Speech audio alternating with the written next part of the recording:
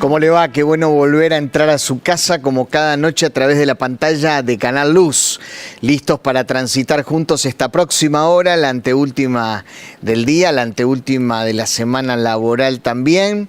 Como me gusta decirlo, poder relajarnos, poder pensar, poder reflexionar y en esta noche en particular en un tema álgido, actual. Vamos a hablar de los cristianos conservadores versus los cristianos progresistas. Usted se preguntará, ¿qué es esto? ¿Qué significa esto? Bueno, tenemos a un invitado que seguramente nos va a iluminar sobre esta cuestión, a quien le vamos a preguntar, y tengo muchísimas cosas para preguntarle en relación a este tema y queremos que usted se sume también. Está apareciendo allí en pantalla nuestra vía de comunicación, nuestro WhatsApp. Es el 11-2777-0000 y como aclaramos siempre, si usted nos escribe desde el exterior, es más 54 911 2777 0000. Ya estamos listos aquí para recibir sus mensajes, sus saludos, sus preguntas, ¿por qué no?, para con nuestro invitado y para con la charla de esta noche. Se lo presento, le damos la bienvenida. Hacía mucho que no nos veíamos, hoy nos hemos reencontrado e intentamos ponernos al día. Gabriel Valerini. ¿Cómo te va, Gabriel? Un gusto enorme, Esteban. Igualmente. Es verdad, hace un montón de años que no nos muchos veíamos. Años. Y me agradó mucho saber que justo en el día de hoy que estás conduciendo el programa, poder verte y charlar un rato, la verdad, una alegría enorme. Igualmente para mí, y más después de haber leído algunas cosas que has escrito y videos que has publicado. Y de esto vamos a ir charlando. Antes de meternos en el tema que acabo de mencionar, me gustaría preguntarte un poco, porque no la conozco, aunque te conozco a vos, un poco sobre tu historia de vida. Esto me gusta preguntarlo siempre para que entendamos quién es Gabriel Valerini, en primer lugar. Así que contame sucintamente algo de tu infancia, adolescencia, juventud y en qué momento empezaste a percibir la vocación o la pasión por aquello que hoy llevas adelante, que es muy ecléctico y es muy múltiple. Así que de paso, contanos. Bueno, yo nací en una familia de tradición católica, con todo el folclore español. Soy Valerini de apellido de parte de mi papá, pero en realidad somos ciudadanos españoles. Mis tías, mis abuelos maternos, toda la cultura, las fiestas, las comidas son de tradición española. Entonces, muy devotos del catolicismo, escuela primaria y la educación secundaria fueron en colegios católicos. Católicos practicantes eran. Católicos de tradición fuerte, digamos. No sé si no te digo de misa dominical. Pero había una conciencia de catolicismo. Pero ahí, ¿no? una conciencia de respetar la tradición, la hispanidad y la tradición católica muy clara. Y más o menos a la edad de 13 años, por X circunstancias, me invitan a ir por primera vez a una iglesia que no era de estas, de las que yo solía ir. Hubo una trifulca interna familiar, mis papás no entendían a dónde me estaban llevando, una iglesia evangélica. Escucho la predicación del evangelio de una forma diferente a como la había percibido de chico, y la verdad que me encantó. Un montón de preguntas que yo no pude responder dentro de ese ámbito en esa época, las encontré después con mucha claridad en una iglesia evangélica. Bueno, es ahí que me convierto al Señor, pido bautizarme y empecé a crecer, estando aún en el secundario católico, y empecé a crecer. Y mi pasión por la bioética, que vino de la mano también con un llamado al ministerio a la edad más o menos de los 16 años. O sea, muy temprano, ¿no? Sí, a los 16 años yo tenía muy claro que no quería estudiar otra cosa que la Biblia, que quería dedicar toda mi vida al ministerio de la palabra.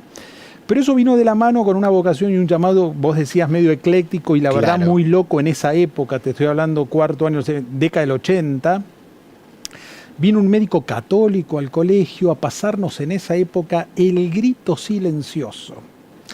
la historia del doctor Bernard Nathanson, donde él decide, a través del método ecográfico, grabar la reacción del embrión que él estaba abortando, uno de los abortistas más conocidos. Y cuando entra con el instrumental, ¿no?, intraútero, todo esto lo ves en el ecógrafo de una manera década del 80, esta película, se ve la reacción del feto que se retrotrae al fondo del saco. Como si quisiera evitar ese paso. Como que ve, y de repente acomoda el instrumental, y el ecógrafo le muestra la cara, y cuando el espéculo entra, el bebé abre la boca, y la película es titulada El grito silencioso. El médico se convierte y es uno de los grandes referentes militantes por la vida. Esa película me marcó, y por eso empecé a incursionar en una disciplina que en esa época era impensada.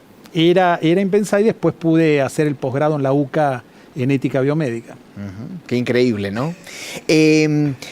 Contame qué estás haciendo hoy, sucintamente, antes de meternos en este tema. ¿Cómo fue el devenir, no? Hoy en este tiempo, bueno, desde que el tema del aborto se puso en la agenda pública, yo hace 30 años que milito por la vida, digamos. Te estoy hablando de década del 80 y más también. Entonces yo vengo trabajando, pues es mi formación académica. Cuando este tema se pone en la agenda pública, me empiezan a llamar de algunos programas. Empecé en Canal 9, Magazine, Feynman, A Dos Voces, ETN.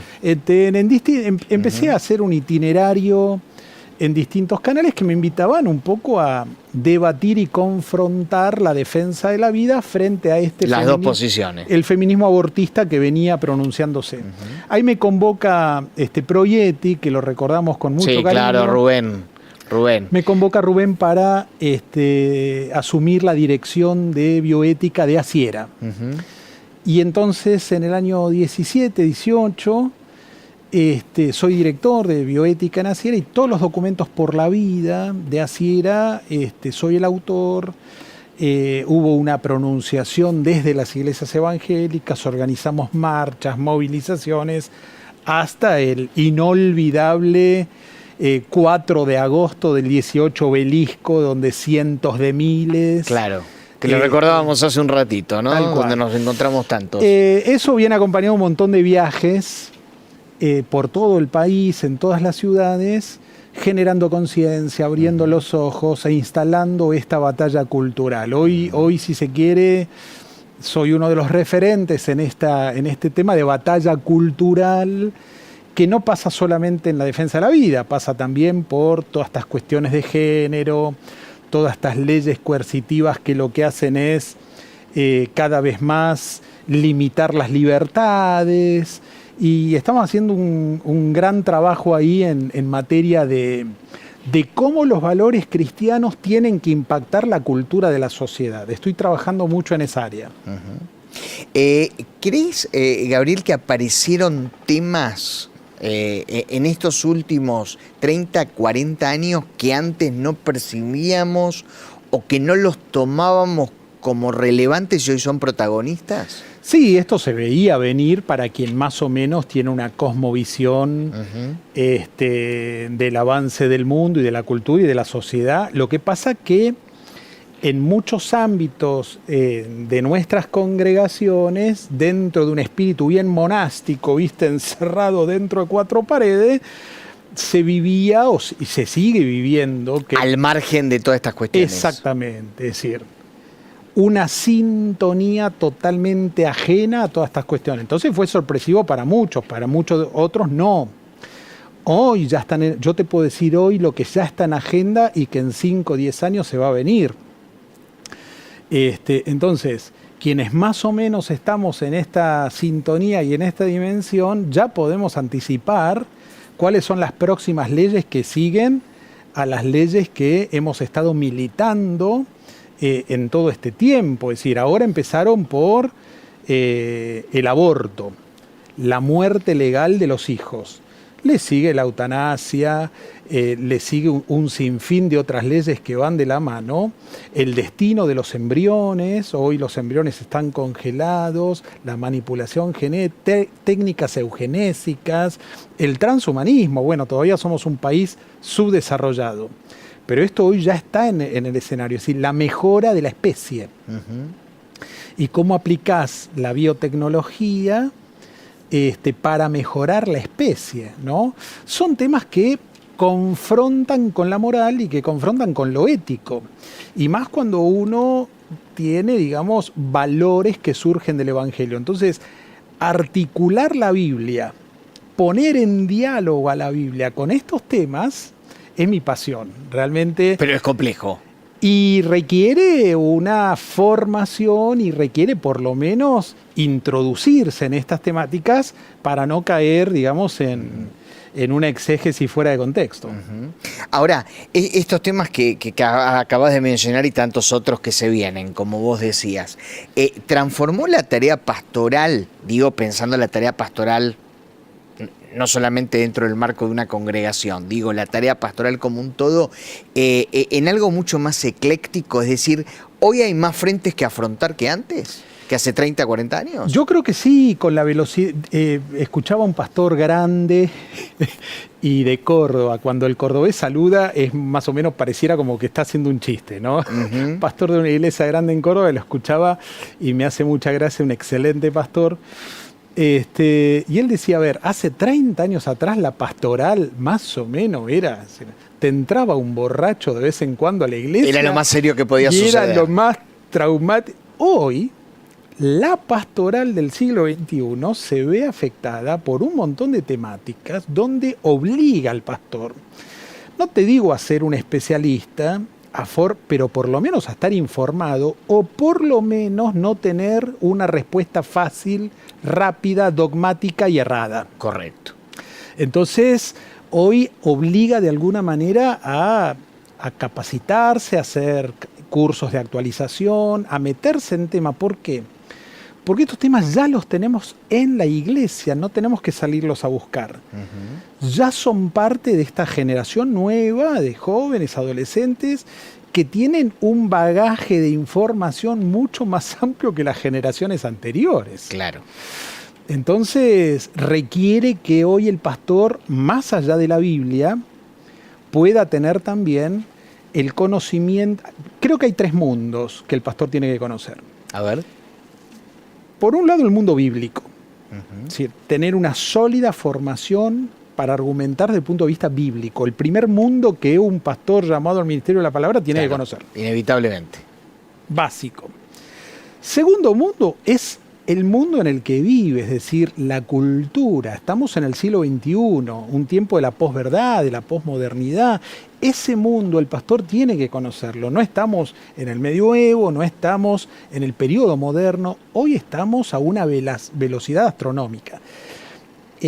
Una introducción y un conocimiento al mundo que vivimos, ideológico, filosófico, cultural, la cosmovisión antropológica que hoy se tiene, me parece clave.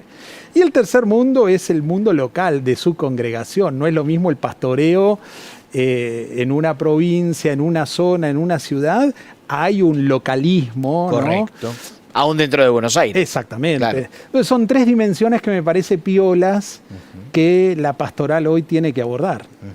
Vos sabés que Josh McDowell, lo repetí muchas veces incluso acá, vino aquí a La Puerta Abierta y dio una estadística que a mí me interesa.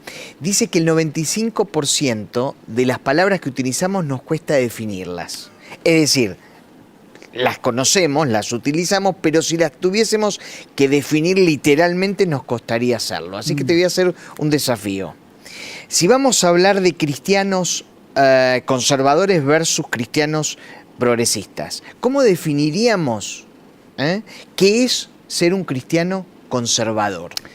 Claro, estamos hablando dentro de un marco ideológico. Correcto, por eso te iba a decir, la palabra conservador puede confundir. Y no teológico. Acá no estamos hablando de conservador en relación o en la perspectiva de que si tengo una teología cesacionista o no, o la renovación en el espíritu, digamos, la aplicación... No estamos pensando en la manera en que nos expresamos o que expresamos el Evangelio. No estamos hablando de eso, estamos hablando de el conservadurismo del punto de vista cultural, si se quiere político también, como esa expresión de... A ver, te lo pongo fácil para definir las dos en contraste. Exactamente. Porque te iba a preguntar también cómo definiríamos que es un cristiano progresista. ¿No? Que también puede confundir el concepto. ¿No? Exactamente, porque hoy, el progresismo hoy no tiene que ver con la noción clásica de lo que se entiende por progresismo. Uno dice progresismo de progresar.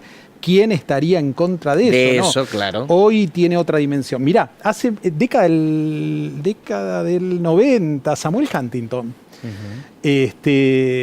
un analista político en los Estados Unidos, escribió un librito ya viejo, en la década del 90, Choque de Civilizaciones.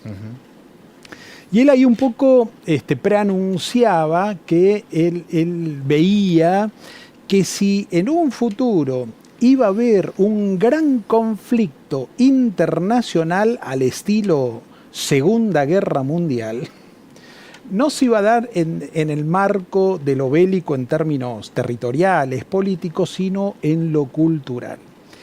Y la gran confrontación se da entre dos bandos. Por un lado, un sector de la población conservadora y por otro lado, un sector de la población progresista. El sector conservador es aquel sector que abraza los valores que surgen de la tradición judeocristiana, es decir, tanto Europa como todos los países de América, las constituciones, cuando los países empiezan a fundarse en la época fundacional de cada país, las constituciones rezan más o menos un montón de principios que surgen de los valores de la tradición bíblica. El derecho a la vida desde la concepción, el derecho a la libertad, libertad de pensamiento, libertad de prensa, libertad de conciencia. Hoy en la escala profesional, la objeción de conciencia deriva de ese derecho, el derecho a la libertad de circular, el derecho a la propiedad privada. ¿De dónde surge? De la ley mosaica. Es decir, tenés mandamientos que te dicen que no tenés que tomar ni desear lo que no es tuyo. Los bienes del prójimo. Entonces, a ver, un sector de la población que quiere seguir viviendo dentro de ese marco legal, que tiene valores que son valores de corte muy objetivos, de una moral objetiva. En el derecho se le llama esto el ius naturalismo, es decir, aquellos abogados que sostienen la ley natural y la ley positiva debe ser derivada de la ley natural. Por otro lado, un sector progresista que dice todo esto es caduco. Ustedes son retromedievales, cavernícolas, arcaicos. A mí en un programa de televisión me dijeron vetusto. Claro. Una expresión aparte vieja, ¿no? Esto no va más. Todos esos valores hay que deconstruirlos. El sector conservador tiene una moral de corte más objetivo. El sector progresista abraza, en términos ideológicos, el relativismo, el subjetivismo, el utilitarismo, el hedonismo como fin en sí mismo, es decir, le importa. Y hay una confrontación muy fuerte entre estos dos sectores que se ve en la vida. Hoy la batalla que está es una batalla legal, jurídica, educativa. Todo esto lo vemos permanentemente en la vida diaria, como estas dos cosmovisiones se manifiestan en todos los días, ¿no? Y lo tenemos obviamente en el escenario teológico, bíblico y cristiano. ¿Y por qué crees que justamente se está observando el progresismo, decías vos, dentro del ámbito evangélico?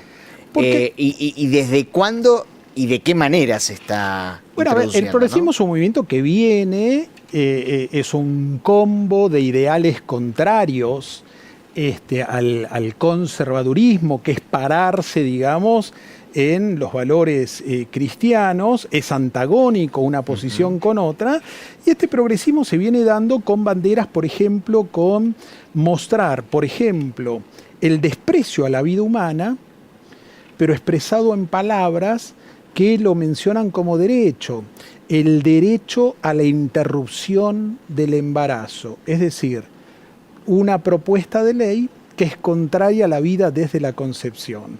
El derecho a autopercibirse como cada... Entonces, todo esto estos nuevos derechos, en realidad avasallan y se oponen a lo que nosotros conocíamos como derechos humanos. Los viejos derechos humanos, que son derechos fundamentales, constitucionales, se oponen a estos nuevos derechos que los avasallan. Y vemos que, está en el plano ideológico, este progresismo, en clave ideológica le llamamos progresismo, o la nueva izquierda, o por ejemplo, en el marco, en la perspectiva geopolítica, hablamos de globalismo, es decir, es lo que es la Agenda 2030. Vemos que hay una serie de objetivos que se quieren sostener desde las organizaciones internacionales, que son organismos supranacionales, de donde van a bajar línea para que todo el mundo, todos los países, puedan estar desarrollando esas mismas estrategias. Hoy hay un progresismo marcado que ha atravesado el mundo cristiano, si se quiere. Esto afecta tanto a iglesias católicas, evangélicas en general, protestantes. Y hoy hay un intento de deconstruir la teología. 20 siglos de doctrina cristiana están siendo destruidos por un combo. Una teología, la teología de la liberación, de la década del 70, ¿no? Claro, lo que te iba a decir. Un marxismo Estás hablando de 50 años atrás. Exactamente. Y vuelve. Exacto. Hoy está en boga, no con las mismas, es decir, la base ideológica es la misma, pero los fines son otros. Claro. Ahí se quería hacer una revolución en el plano económico, comercial, en el plano productivo. La revolución era esa clase oprimida, tomar por la revolución, por la fuerza, los medios de producción, ese proletariado, y hacer una síntesis. ¿Cuál es? La instauración de un régimen comunista. Bueno, en el mundo esto fue un fracaso, digamos. Cuanto país que puso en práctica esto fue un gran fracaso. Hoy esta nueva izquierda, siguiendo la misma lógica hegeliana, ¿no? Tesis, antítesis, síntesis, hay una clase oprimida. ¿Quién? Todos estos colectivos. El abortismo, al abortismo le podés sumar el feminismo, le podés sumar toda la colectividad LGTB, le podés sumar los nuevos ismos que representan a este progresismo cultural. Los ismos, el veganismo, nosotros tenemos acá en el sur patagónico el mapuchismo, que son todos criollos, pero se autoperciben descendientes de aborígenes, para tomar territorios, en fin, el mapuchismo. Ahora hay uno nuevo, que es el gordismo, ¿no? Es decir, una creyente, una cantante pop, Demi Lovato, que era creyente, después se revela en la fe cristiana, se hizo feminista, abrazó el lobby LGTB, y ahora hizo una demanda a una empresa que producía productos lights porque lo consideraba una afrenta a la gente excedida de peso. A ver, yo quiero decir, aclaro, yo no estoy en contra ni de las mujeres, ni de los homosexuales, ni de las personas excedidas de peso, no puedo estar en contra de mí mismo, digamos. Lo que sí confronto es el victimismo como victimismo en sí, y sobre todo cuando usan al Estado para promover un lobby que atropella y vulnera los derechos del resto de la población. Eso es lo que confronto. ¿no? Entonces, estos sismos que están marcados ahí en este progresismo cultural también llegó a la dimensión teológica. Y hoy vemos, por ejemplo, pastores ordenados, sacerdotes, dándole una bendición a matrimonios igualitarios, hablando en lenguaje, en el mal llamado lenguaje inclusivo, es decir, deformando el español y haciendo una lectura de la Biblia. Está publicada la Biblia inclusiva. Te iba a preguntar por eso en un ratito, claro. Una Biblia inclusiva donde se le hace decir a Dios lo que Dios nunca reveló, ¿no? Es decir, esto ya llegó al marco de las iglesias. Ahora, tengo la percepción, corregime si me equivoco, de que todos estos grupos progresistas se están aislando cada vez más del resto de los evangélicos conservadores. ¿Sí o no? Sí, claro. Bueno, a ver, en términos de Argentina, en términos generales... Sí, estoy pensando en la Argentina. En términos de Argentina, lo grafico de esta manera. Yo me animo a decir, más del 90% de las iglesias evangélicas, y evangélicas entendidas como aquellas que son derivadas de las iglesias históricas y de misiones que surgen de los Estados, de distintos lugares, pero digamos como una etapa ulterior a las iglesias que surgen inmediatamente después de la Reforma. De la Reforma. La mayoría de las iglesias evangélicas están reunidas en una federación que es ASIERA. Claro. En términos generales, yo fui director de bioética ahí, puedo animarme a decir que el grueso está ahí. Que el 90% de los creyentes en la República Argentina abrazan el respeto a la vida desde la concepción, entienden la identidad natural hombre-mujer, rechazan la ideología de género, rechazan la ley de aborto y rechazan los postulados de esta ética que el progresismo y la nueva izquierda están marcando. Faye, por ejemplo, el ICEDET, el Instituto Superior de Estudios Teológicos, que entiendo yo, con todo respeto lo digo, el juicio de Dios lo cerró, fue una institución teológica... De primerísimo nivel. De primer nivel, pero que enseñaban abortismo, enseñaban género, enseñaban esta teología feminista, ya empezando a deconstruir la sana lectura, con énfasis muy marcados de este progresismo. Bueno, esas iglesias, que son las históricas, metodista, presbiteriana, luterana, son congregaciones que hoy están atravesadas por la teología de la liberación, es decir, cuyos dirigentes son comunistas, marxistas, trotskistas y ahora devenidos todos en socialistas, donde abrazaron toda la teoría queer, el feminismo radical, y en ese combo han construido lo que se llama una teología inclusiva. A ver, las iglesias evangélicas hoy tienen mayor concordancia con los valores y la práctica cristiana con las iglesias católicas, por ejemplo, que con este sector de iglesias progresistas que... Eso es increíble, ¿no? Eso es increíble. Claro. Ahora, tengo una pregunta, haciendo un poco un juego de palabras. ¿Estas iglesias inclusivas son realmente inclusivas? Bueno, uno ve... ¿Qué son las iglesias inclusivas según ellos? Las iglesias inclusivas son aquellas que conformadas por estos grupos, por este colectivo LGTB. Ya el nombre de usar la palabra inclusión, si las iglesias inclusivas son las conformadas por homosexuales y toda la gran diversidad de ese colectivo. ¿Qué quiere decir? Que el resto de las iglesias son excluyentes. Claro. Uno ve la manipulación política a través del uso del lenguaje de usar palabras como esas. Cuando te hablan, por ejemplo, nosotros tenemos una hermenéutica del amor. Como si los otros no la tuviesen. Exacto. Dios es amor, incluye a todos, no excluye a nadie. Entonces, este discurso deja en evidencia a quienes, según ellos, adhieren a una hermenéutica bíblica del odio.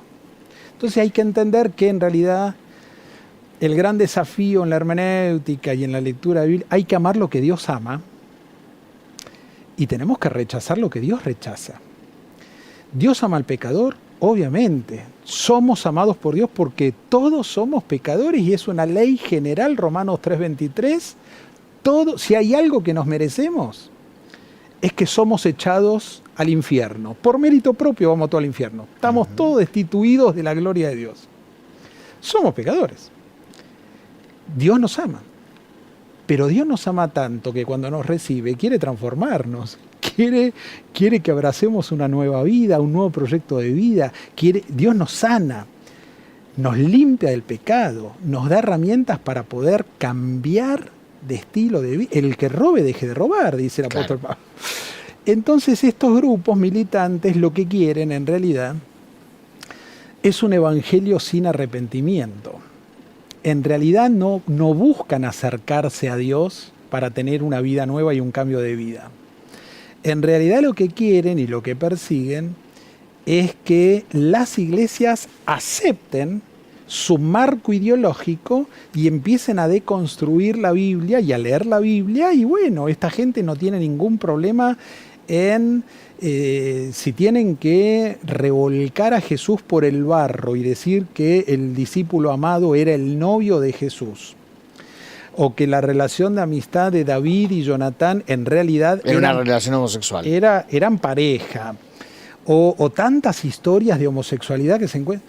Bueno, ese es uno de los fines donde este progresismo cultural ya está dentro de nuestras congregaciones, y a veces yo veo en cada viaje que hay pastores que no tienen los recursos bíblicos y las herramientas necesarias para poder articular un mensaje de amor, porque estamos llamados a predicar un mensaje de amor, no tenemos permiso de Dios para juzgar a nadie, pero lo que es malo hay que corregirlo, hay que sanarlo, y lo que es malo, el pecado, el error, hay que también denunciarlo, observarlo. Entonces, digo, necesitamos reflexionar en estos temas y saber que hay movimientos y hay grupos que vienen a destruir aún lo más íntimo que una persona puede tener, que es su espiritualidad, que es la vida cristiana.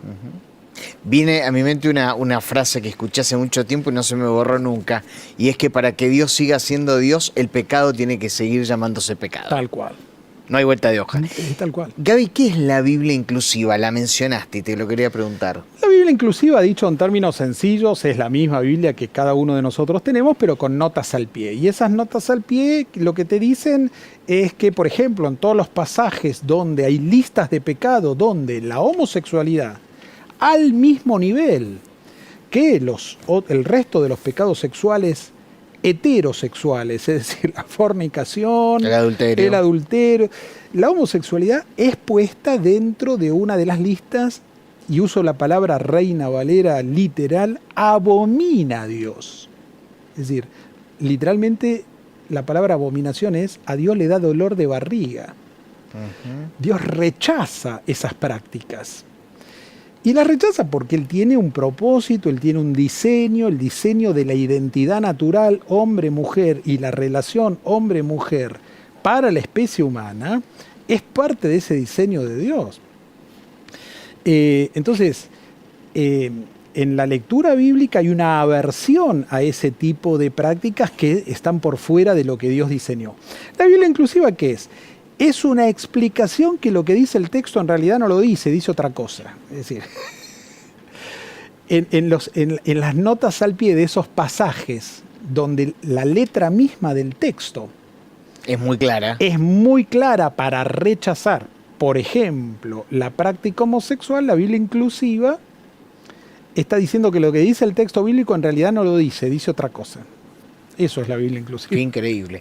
Vos sabés que durante el confinamiento, el año pasado, leí un libro que me pareció extraordinario, escrito por Iván Petrella, que es doctor en religión de la Universidad de Harvard, nada más y nada menos, enseña en Ditela actualmente, y se llama Dios en el siglo XXI.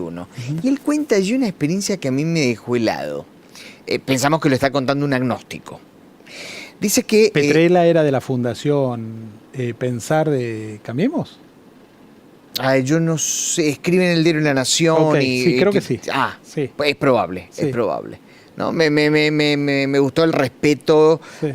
Que tiene aún Pero es agnóstico. por aquello. Sí. Y es agnóstico. Sí. Bueno, viniendo de un agnóstico es que me llamó la atención esta observación que él hace.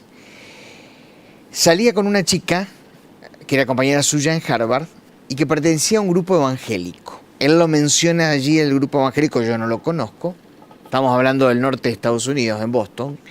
Y dice que llega a esa congregación y que le llamó profundamente la atención que terminaron el culto cantando Imagine de los Beatles.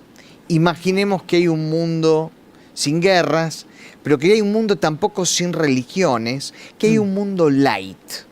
Y él se pregunta cómo estos grupos, diciéndose religiosos, diciéndose grupos con principios y con valores, promueven lo light. ¿No hay una especie de contradicción entre ambas cosas? Y me pareció extraordinaria la observación que él hace siendo un agnóstico, ¿no?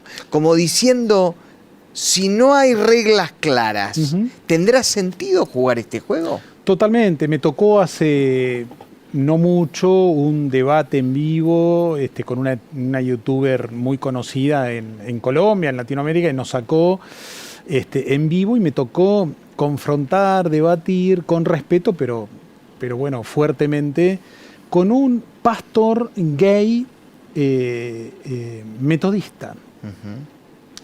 Entonces, hoy, por lo menos para mi humilde manera de entender, compatibilizar el cristianismo con este marco ideológico marxista, socialista, progresista, de la nueva izquierda, que abraza el subjetivismo moral, donde hay una deconstrucción de la identidad natural, hombre-mujer, no, podés abrazar claro. Donde las conductas, donde la moral está absolutamente dado vuelta, hay una transvaloración nietzscheana, digamos, donde los valores de hasta ayer hoy no se tienen y se tienen otros. La verdad a mí me cuesta enormemente compatibilizar el cristianismo con ese marco de pensamiento, ¿no? Para mí es antitético, para mí es totalmente contrario. Pero bueno, esta es la realidad que hoy estamos viviendo, que tiene una connotación obviamente cultural, tiene una connotación ideológica, filosófica, hay un sustrato filosófico detrás de todo esto, obviamente hay una base espiritual, la principal batalla es espiritual, hay dos reinos contrapuestos, eso es claro, pero que se deriva también en un escenario político. Y ese es un gran tema de reflexión, Esteban, en este tiempo, porque, a ver, si nosotros decimos que abrazamos los valores, un cristiano, un buen cristiano, se va a sentir más cómodo en aquellas propuestas que respetan el valor de la vida, que respetan la familia natural hombre-mujer, que respetan una educación sin adoctrinamiento en religión de género. Yo le llamo religión de género porque digo, es más fácil creer en Dios que en creer los postulados de toda esta alienación de la realidad natural, digamos. Es mucho más fácil creer en Dios. Entonces, un cristiano va a tener, naturalmente se va a identificar más con una propuesta conservadora. Por otro lado, un cristiano va a tener aversión de apoyar a esos, debiera tener aversión de apoyar a esos espacios cuya principal bandera de campaña te militan el aborto, te militan el género, el lobby. En la ciudad de Buenos Aires, Esteban, hace 15 días en la Marcha del Orgullo, fue escandaloso caminar por la ciudad, por el centro, la cantidad de dinero invertido por el gobierno de la ciudad en pintar las sendas peatonales con los colores LGTB. Sí. Bajaron la bandera argentina y subieron en la Plaza de la República, donde está el obelisco, la bandera LGTB. Eso es grave. Eso es grave. Entonces, promover desde el Estado estos lobbies Bueno, quien vota, un cristiano que vota, algunos me dicen, ay, pastor, la política, esa versión de no mezclarlos. No mezclar lo cristiano espiritual con la política. A ver, yo siempre digo, por acción o por omisión todos hacemos política. Eso me lo enseñó alguien aquí en La Puerta Abierta. Podemos ser apartidarios, pero nunca ser apolíticos. Exactamente, es decir, todos vamos. El domingo pasado, quien lo hizo consciente o no, todos tuvieron que ir a votar. Entonces, votar por espacios que son contrarios a los valores del Evangelio, bueno, cada uno cargará con su conciencia. ¿Cómo votar un cristiano a un espacio que está absolutamente comprometido en su agenda globalista, que le importa un bledo dar respuesta a los problemas de la sociedad y que con un 50% de pobres, con la indigencia que hoy tenés, con el desempleo que tenés, ahora está proyectado para el próximo presupuesto bajar el porcentaje para educación y se lo están derivando al nuevo Ministerio de Mujeres, Diversidad y Zaraza? Entonces, a ver, ¿cómo compatibilizar cuando desde el Estado se están financiando abortos, se está financiando la homosexualización temprana de niños y adolescentes, se está financiando, bueno, vos estás en la industria farmacéutica, la hormonización de prepúberes? Eso es vil. Entonces, los cristianos tienen que abrir los ojos frente a este tipo de políticas. Y no es solamente el asado y la polenta. Hay una confrontación moral de la que somos parte. A mí en las redes me pone, ay, pastor, no somos de este mundo. Dedíquese a la oración. No somos de este mundo. Y yo le pongo, hermana, pero estamos en este mundo. Y mientras estemos en este mundo, tenemos que ser sal, ser luz, tenemos que influenciar de la mejor manera a la sociedad, con compromiso. Entonces, espacio vacío que la gente buena no ocupa, lo ocupan otros. Espacio vacío que lo va a ocupar el malandra de turno. Claro. Y así está Argentina, ¿no? Claro. Ahora, Gabriel, te hago una pregunta. ¿Por qué estos grupos nos tildan a los conservadores de intolerantes y ellos, paradójicamente, son sumamente intolerantes con nosotros? Exactamente. El que pide inclusión son los primeros que excluyen. Claro. Los que piden precisamente que se les respeten sus derechos son los primeros que están vulnerando los verdaderos derechos humanos. Es llamativo. Totalmente. Mirá, una de las últimas leyes injustas que hoy tenemos y que padece Argentina y que fue votada este año con este gobierno fue la repudiable ley de cupo. Cupo para personas que, de acuerdo a su distorsión, se perciben de una determinada manera, ¿sí? En el mercado laboral, digamos, la forma de aplicar a un cargo, sea en el Estado, sea en el ámbito privado, debiera ser por competencia, debiera ser por idoneidad, debiera ser por su capacidad para desarrollar tal y cual función. En el año 2018 yo estaba en Washington, en la OEA, ese año. Y había una comunidad de personas trans de toda América Latina que estaban militando, 2018, estaban haciendo lobby de la ley de cupo trans, 2018. 2021 se aprobó en Argentina. Fíjate cómo funciona la sucesión de eventos, hoy, ¿no? Ya sabés cuáles son las leyes que van a venir, porque son parte de una agenda global, ¿no? La Agenda 2030.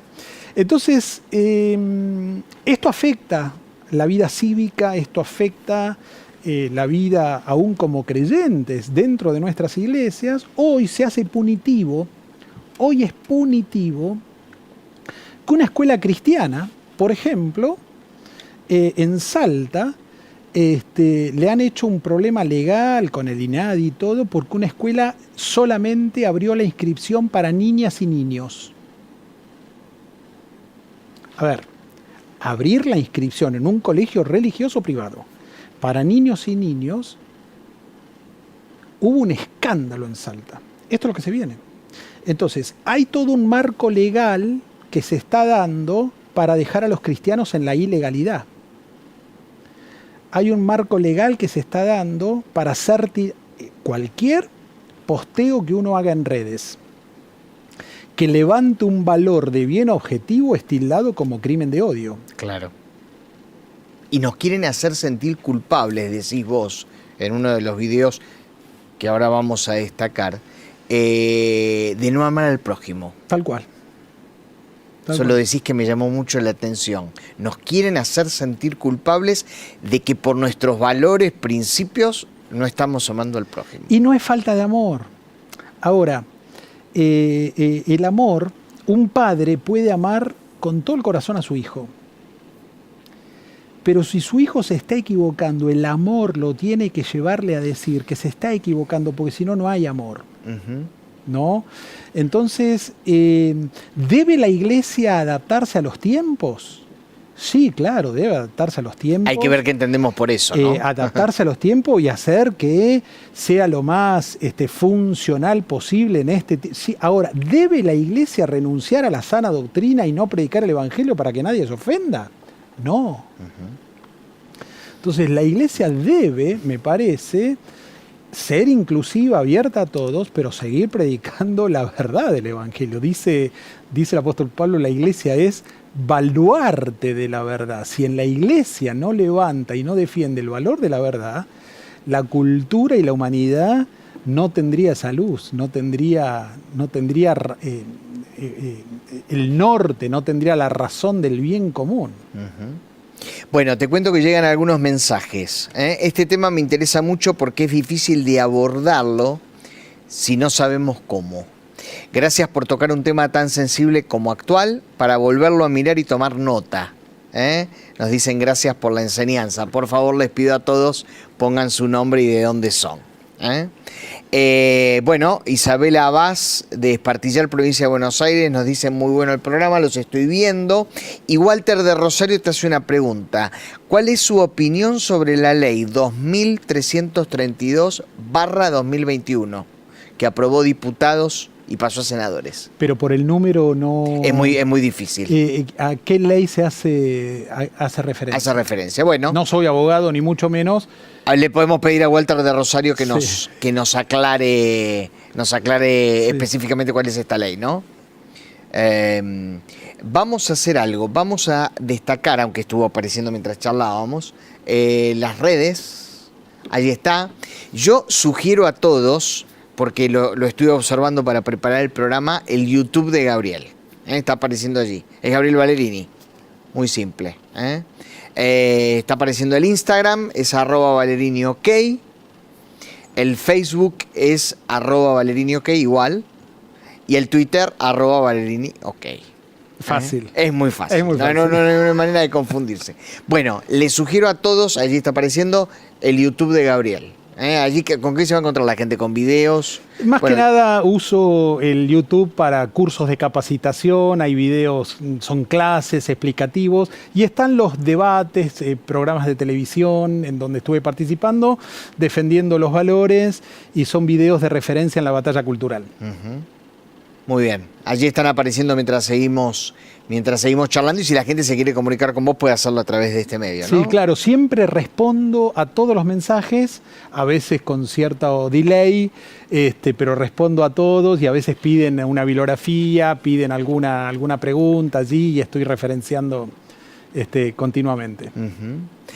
Mira vos, la persona a la que le pedí que se identifique lo ha hecho. Perdón, olvidé presentarme, Silvia Díaz desde Gualeguaychú, Entre Ríos. Gracias, Silvia, por la aclaración. Gabriel, frente a toda esta situación, yo me hago algunas preguntas. ¿Qué relevancia toma la correcta interpretación bíblica en medio de este escenario, ¿no? Y la segunda pregunta que te haría es: ¿qué papel juega la apologética?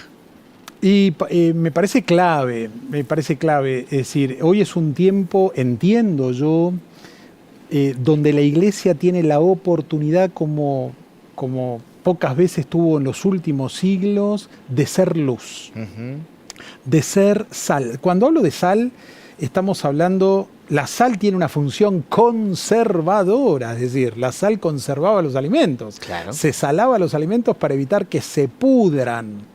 Es decir, evitar que los alimentos se corrompieran. Si hoy la sociedad tiene corrupción, uno se pregunta, ¿dónde está la sal? ¿Será que la sal está dentro del salero? La sal es útil cuando sale del salero. La sal es útil cuando los cristianos tienen una acción protagónica en la cultura, en la sociedad y en toda área de la sociedad. Y le da consistencia al alimento, ¿no? Totalmente. Le da sabor. Entonces, los cristianos dentro de la iglesia, la verdad, todo bien, me encantan los cultos, adoramos al Señor, todo bien, pero el rol del cristiano de la iglesia hoy es en el mundo, ¿no? Y el apóstol el apóstol Pedro, en 1 de Pedro 3:15, Pedro dice, estén siempre preparados para presentar defensa. Esa palabra defensa es, en griego, apologética. Otras versiones dicen, estén siempre preparados para dar respuesta. Estén preparados para dar argumentos. Cuando nosotros charlamos dentro de la iglesia entre creyentes, fundamos toda nuestra razón de ser en la Biblia, y está bárbaro. La Biblia es palabra de Dios, es el libro, es poder de Dios para la salvación que cree, es un libro de principios, de fe y de práctica, pero cuando ponemos en diálogo otros temas y hablamos con gente que no tiene fe en Dios, si nuestro argumento es bíblico únicamente, la conversación puede terminar en 5 minutos. Entonces necesitamos tener buenos argumentos transdisciplinarios. Correcto. Ahora, así como Juan, el apóstol Juan, fue un gran apologeta. Juan escribe el Evangelio de Juan con los tapones de punta. Arranca diciendo, en el principio era el verbo era con Dios, el verbo era Dios, es decir, Cristo, Dios encarnado. Y pone énfasis, porque con los primera, segunda y tercera de Juan son cartas apologéticas, resalta la deidad del Cristo. ¿Por qué? Y porque había una corriente ideológica, el gnosticismo, que se estaba metiendo ya en las iglesias para negar la deidad del Cristo. Y Juan es absolutamente apologeta, digamos. Hoy se necesita que haya dentro del cuerpo de Cristo hermanos, hermanas, que empiecen a, tener la función de los glóbulos blancos. Digamos, esta reacción frente al antígeno, esta reacción frente al agente invasor, esta cultura y este sistema que se opone a Dios, que es contrario a Dios, tiene que haber dentro del cuerpo de Cristo linfocitos T, un ministerio apologético que ponga en autos la sana doctrina, levante la palabra, vuelva al fundamento de la palabra, dice el Salmo, si los fundamentos fueren destruidos, ¿qué ha de hacer el justo? Hoy estas ideologías vienen a talar y a destruir los fundamentos de la iglesia. Hay una cristofobia muy creciente. Y me parece que el ministerio apologético hoy es un gran desafío para la iglesia de este tiempo. Una generación de hombres, mujeres, jóvenes formados bíblicamente, capacitados y que puedan entrar en diálogo racional, respetuoso, pero firme en defender los valores cristianos. Me estás diciendo que me quedan 5 minutos, el tiempo realmente voló. Buenas noches desde Hurlingham, Buenos Aires, qué privilegio el pastor Gabriel, les mandamos abrazos y bendiciones, nos dicen Tomás y Mónica. Impactante programa para volver a verlo, Dios los bendiga, Javier y Teresa de Luján de Cuyo, Mendoza.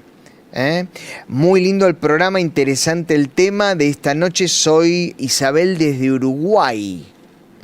Interesante el programa, los veo desde Chile. Bendiciones, saludos de Hugo y alias Teita, excelente el desarrollo del tema. Muchos saludos desde Formosa. Sigan sosteniendo la verdad del Evangelio, nos dicen. Gabriel, vos citaste en el video que yo sugiero ver en el YouTube que está apareciendo allí en pantalla, una frase de Martin Luther King que me gustó muchísimo. Permitime leerla. Cualquiera que acepte pasivamente el mal está igualmente implicado en él como quien ayuda a perpetrarlo. Quien acepta el mal sin protestar en su contra, en realidad está cooperando con él. Totalmente. La actitud debe ser definitivamente una actitud radical, ¿no? Totalmente, con el perdón de la palabra, porque radical puede... Sí, claro. Sí, puede significar muchas cosas. Otra cosa. Pero en este contexto sí, lo digo, ¿no? Digo, hoy no es tiempo de una iglesia tibia. Hoy no es tiempo de una iglesia distraída. Hoy no es tiempo de una iglesia que no se mete. Hay que meterse, necesitamos involucrarnos. No podemos no involucrarnos frente a un Estado, a un gobierno cada vez más punitivo con aquellas personas que queremos seguir viviendo en libertad y conservando las buenas prácticas. Es decir, que hoy el ser cristiano y querer conservar las buenas prácticas, hoy decir, va a llegar el momento donde decir que el pasto es verde va a ser delito. Entonces, claro. Hoy describir la realidad en términos absolutamente científicos, categóricos, objetivos, hoy me confronta con la ley. Claro. Entonces, es una locura lo que estoy diciendo. Cuanto más lo religioso, ¿no? Y cuanto más lo religioso. Entonces, hoy estamos viendo cómo hay un movimiento cada vez más punitivo y hoy no es tiempo para una iglesia distraída. Al mal se lo confronta con el bien. Y hay que vencer el mal con el bien, como dice la palabra. Por eso yo animo a los pastores, sobre todo a los dirigentes de las congregaciones y a todo el liderazgo cristiano, a poder tomar posición, a ser parte de esta generación que el Señor viene levantándose y viene levantando en toda Argentina, para levantar los valores del Evangelio. ¿Crees que la iglesia se está involucrando hoy más que antes en esos ámbitos llamados seculares? Yo lo veo en todo el país, vengo recorriendo el país, pegando la tercera vuelta casi. Al principio con timidez, había pastores que no la veían, pero cada vez más hay pastores que están abriendo. Lo que el pastor no ve, la iglesia no lo va a ver. Claro. Entonces se están abriendo los ojos, están dándose cuenta que debe meterse. ¿Por qué? Porque el Estado ya se está metiendo, vulnerando aún la libertad de profesión de culto, claro. Aún la libertad de tener una educación libre de adoctrinamiento. Entonces, como ven que en muchos casos el tema ya está dentro, hay muchos pastores que están sumándose a esto y yo celebro que hay mucha generación joven que cada vez más está militando en esta buena milicia, como diría el apóstol Pablo. Gracias, Gabriel. Se nos fue muy rápido el tema. Tengo muchas preguntas más para hacerte. Que el Señor te bendiga. Gracias, un Esteban. montón, un gusto haberte reencontrado y que el Señor te bendiga en todos los desafíos que son un montón. Del mismo modo. Gracias por la invitación y la oportunidad de volver a vernos. Gracias. Igualmente. Bueno, nos estamos yendo, empieza el fin de semana. Que tenga una excelente noche. Nos reencontramos el lunes, 22 horas aquí en La Puerta Abierta a través de la pantalla de Canal Luz. Que el Señor le bendiga. Chao.